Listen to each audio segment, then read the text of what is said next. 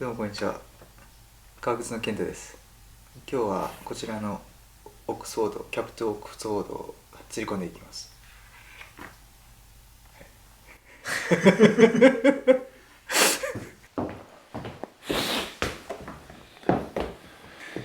ということで本物の革靴の健です。今回の動画シリーズはですね、吉健が制作する靴作りについてちょっとね撮影していこうかと思ってます。そしてその作る靴というのは今後ねずっと大事に履いていくここぞという時のための靴、キャプトオックスフォードです。以前にキャプトオックスフォードストレートチップ、同じものですけど、このデザインの歴史だったり特徴について解説した動画アップしておりますので、概要欄からぜひご覧ください。現代では最もフォーマルとされている一般的に通りのいい靴、キャプトオックスフォードですけど、これはねやっぱり大事な時のために一足は持っておきたいですよね。で、靴職人としてキャプトオックスフォードを作るというのはやはりすごくね靴職人としてっていうか僕個人としてはかなり重みのあることなんですね。というのはやっぱりね大事な時に履くこれぞという気合を入れる靴でもありますし、やっぱクラシックの革靴を語る上では外せない一丁目一番地的なデザインですし、シンプルがゆえにフィッティングだったりデザインの技術力が問われるとか、何よりも大事なのは複数足必要ないっていうところなんですね。キャプトオックスフォードを履く頻度が高い人もいると思いますけど、僕はそんなに高くはないので何足も持っている必要はないです。カジュアル系だと例えばフルブローグ、セミブローグ、パンチドキャップみたいないろいろ素材違いとかデザイン違いでね持っていてもいいじゃないですか。ただキャプトオックスフォードのボックスカーフ黒ってこれってもう替えが利かないし一足でいいんですよね。で作ったからには長く使っていく、その一足を作るというのは非常に重みがあります。ただ実は僕一回キャプトオックスフォード自分に作ったことがあるんですけど、その時はまだまだフィッティングだったりさまざまなね技術面が追いついてなくて結局履かず、これはですね先日新メンバー紹介したペイこと中野新平に譲りました。履いてくれてます。ということでそんな大事な重みのある靴をねめちゃくちゃプレッシャーかけてますけど、その制作を僕の信頼する右腕であります吉健に任せようかなということで、吉健が制作するのを撮影しながら吉健からどういうふうなこだわりで制作しているみたいなことも交えつつ完成まで進めていきたいと思います。またね僕が制作しているのとは違った観点からのこのこだわりポイントだったり撮影のね画角作業の風景の違いだったりっていうのも楽しんでもらえると思いますので、最後までぜひお付き合いください。それでは制作に移っていきます。じゃあよろしくお願いします。お願いします。頼むよ任せろ。大事なキャプトオックスフォードを任せた。緊張するけど。よし、やるか。今は、ケンさんの木型に仮縫いをして、大まかなセンター合わせた状態です。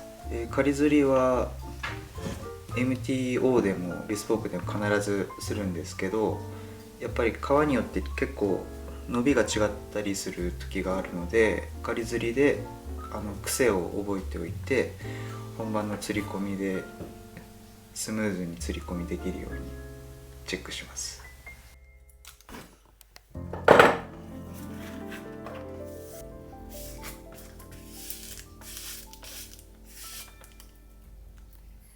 吉健は手で塗るんだね。前はブラシだったけど結構ブラシってさこれ粘度高いから、なんかボンドの量少なくなるなと思って、でブラシだと調整しにくいから指に戻したんだけど、こっちの方がなんかいいなと思って戻してます。じゃあ芯を入れます。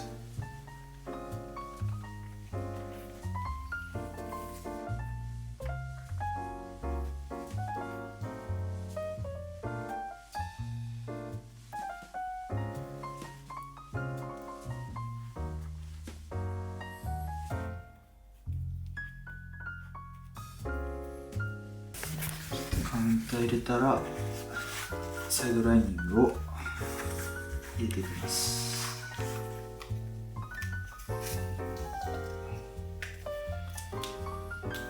サイドライニングの入れ方のポイントは、うちは固定しないんで、ボンドでライニングに貼ったりしないから。そうね、やる人によってはこれをサイドライニングをライニングとか場に貼り付け、糊で貼り付けて作業したりする人もいる。でもうちはそうしないので、最初はちょっと奥めに入れて、追加の時に位置調整できるようにちょっと奥めに入れる。で、あとカウンターにちゃんとかぶったり、こう位置がカウンターにサイドライニングとかぶさるように。そうそう、かぶさって、でも先芯にもちゃんとかぶる位置、今先芯かぶる位置あるから、それぐらいかなです。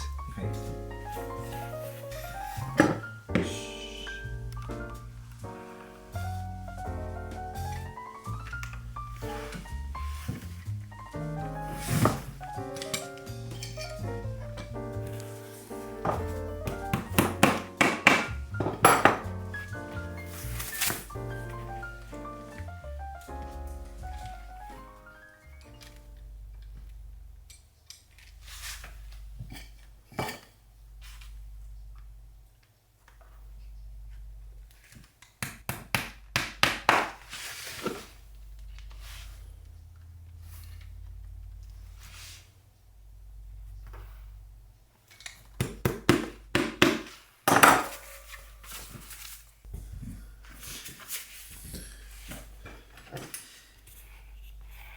ワニを持ち替えたね。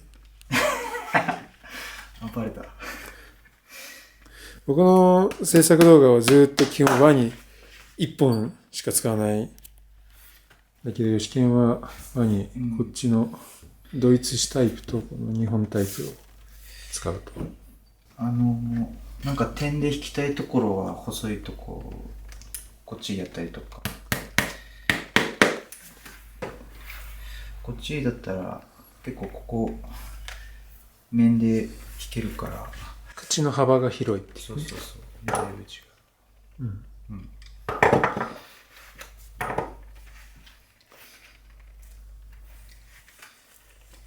結構強く引くとこはね、広いやつじゃないとちぎれることあるから。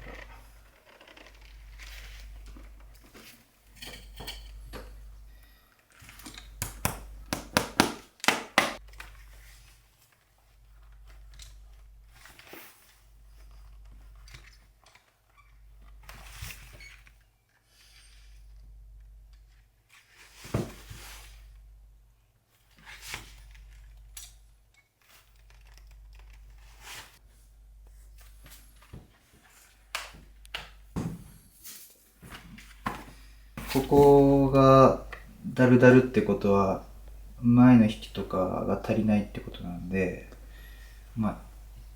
ちょっとこうやってチェックするかもしれない。弾いて手の感触でこの張力っていうか張り具合を確かに。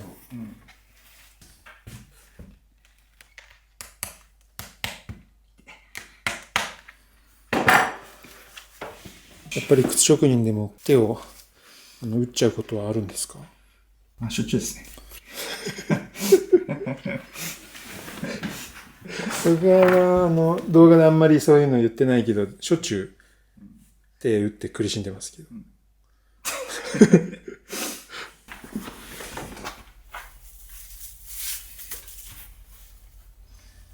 で、紐の開きを調節して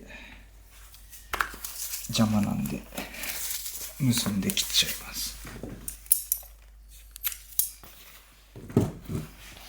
これで位置が決まった。そしたらここの周りを後ろの部分つっていきます。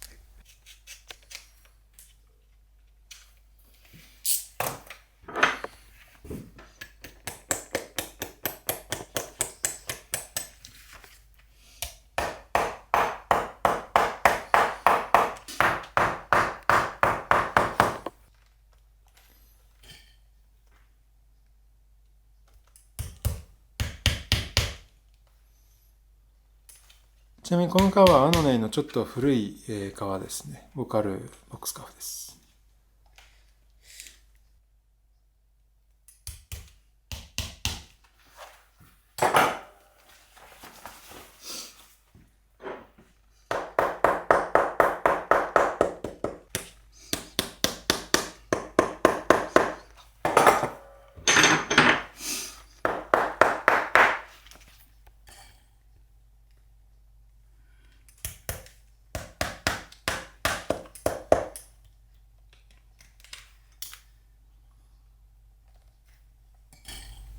ここは一番強く釣り込むところです。内側土踏まず。うちの木型は結構内張り出してるんで大変ですけど、サイドの部分の肉盛りが、この木型僕なんで特に結構ここあるんですね。でそこからこっちにかけて、このソール面にかけてグッと絞りが、えぐりが強い。ワニだけじゃなくてこの輪草と体とあと釘使ってテンションが緩まないようにちょっと斜めで入れてこう起こしてまた釘を使ってこうテコの原理で引っ張っていくと。釘のメリットはそこですね。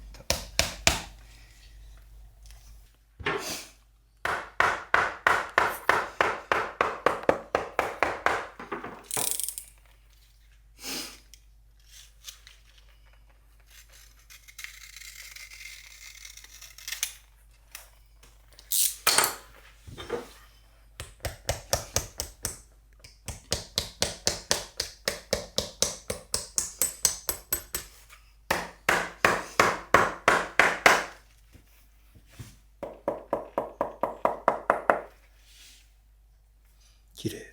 めちゃくちゃいい革だね。後ろはできたんで今ハンマーで形を整える叩き。少しスライドするような叩き、撫でるような感じ。そうそう。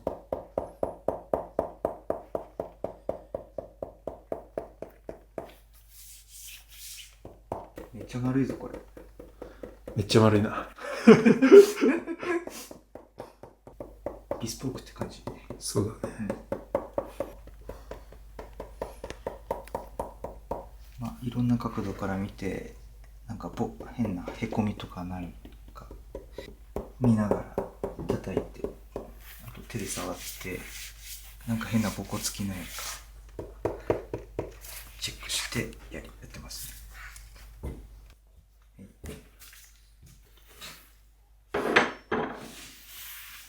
素晴らしい。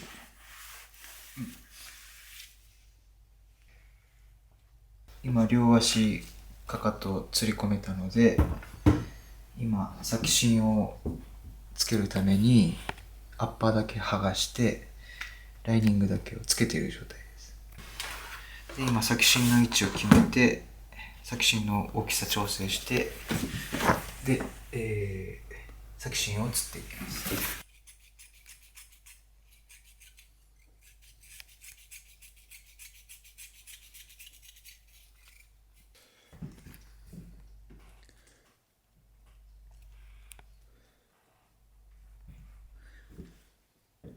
これは、簡単に使っているやつより乾くのが早いんで作業的にこっちの方がいいなということでこっち使ってます。固まってしまえば同じことですね。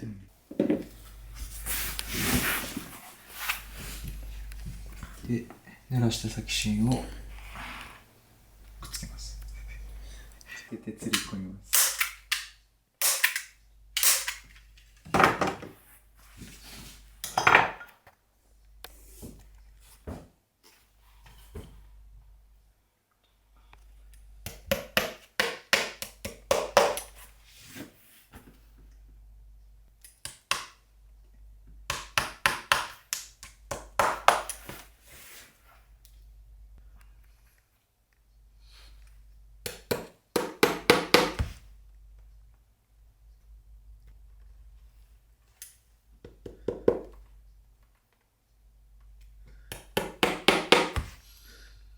なんで膝をガンって打つの？癖なんだよね。癖ね。なんかあれじゃない、リズムみたいな。リズムね。その有り余った叩く力を多分逃がしてる。有り余ってんだ、叩く力が。文字書く。文字書くときに最後に点打つみたいな。そう、多分そんな感じだと思うんだよ。まあ真似しなくていいです。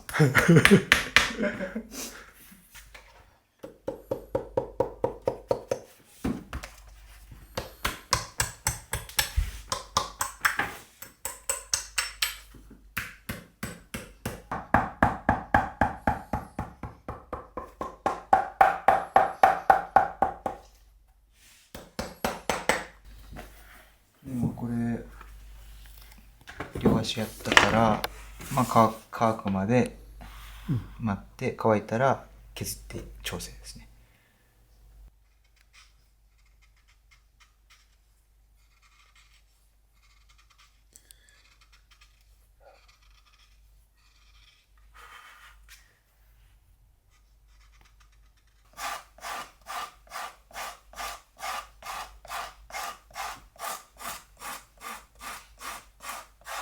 先芯の皮をできるだけ多く残して、でこの先芯の境目がアッパーに出ないようにこう段差がわからないような形にしていきます。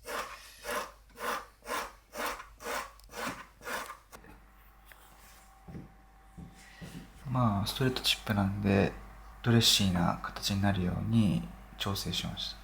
ここのエッジも先芯とサイドライニングが一体化するように一応いつも削ってます。結構大事なんで。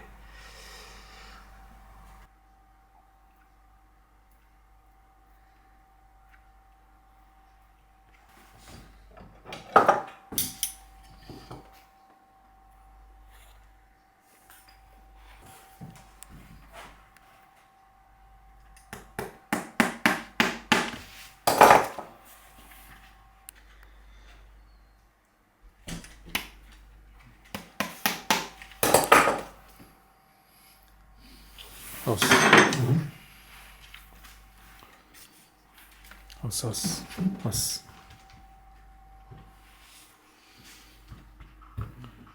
キャップの位置をもう形もつり込んでいるんで合わせて。頼むよ。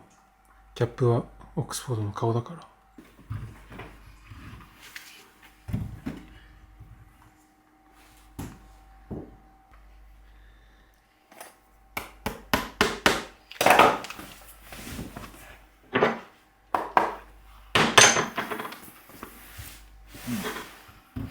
素晴らしい。素晴らしい。そういうこと。まあ、結局こういうビスポークの木型は、まあ足型もそれぞれだし、皮の伸びもそれぞれだし、で毎度やっぱり違うんで、この同じ手加減でやってると逆にダメだったりもするし、まあしっかり見てデザインを合わせていく、バランス感持ってやっていくっていうのが重要ですね。おっしゃる通りです。まあそれこそが手で作る良さだし、まあ手で作る意味というかね、大事なポイント。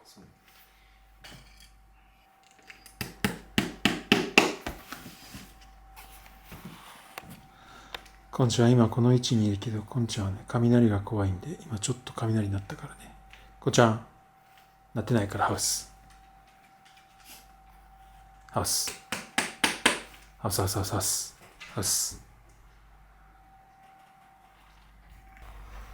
ちょっと浮いてる。ちょっとまあでもパターンがいいからほぼパターンがいいって、まあ手作りの良さはパターンが悪くてもなんとかなっちゃうっていうところでもあるけど、まあパターンがいいに越したことはないですね。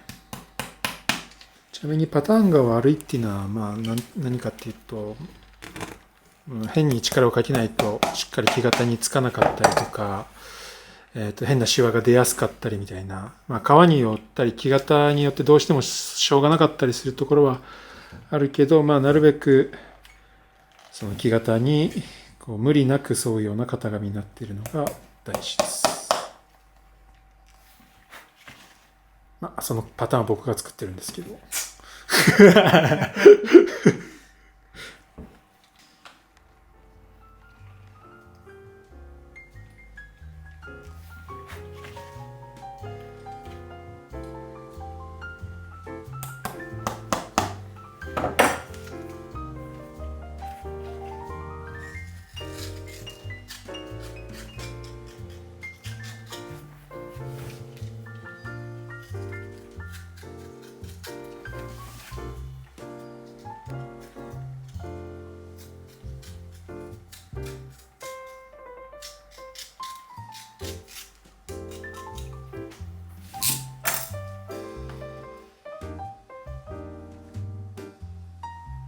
もう木型ついたんで、あとはこのつま先周りのシワを潰していきます。もっと細かくつって。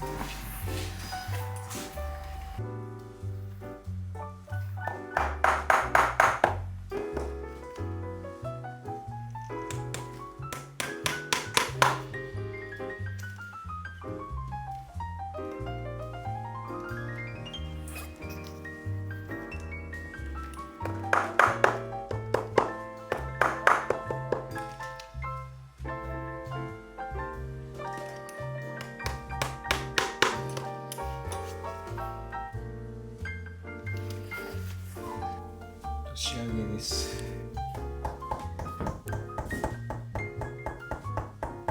しっかりエッジを大丈夫です。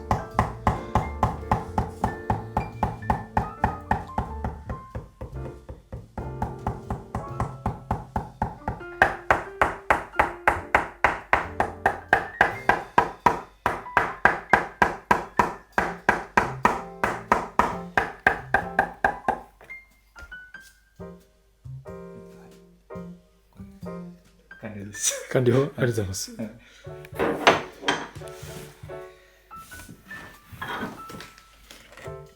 どうですか？素晴らしい。ピタッとストレート。素晴らしい。どうこんちゃん。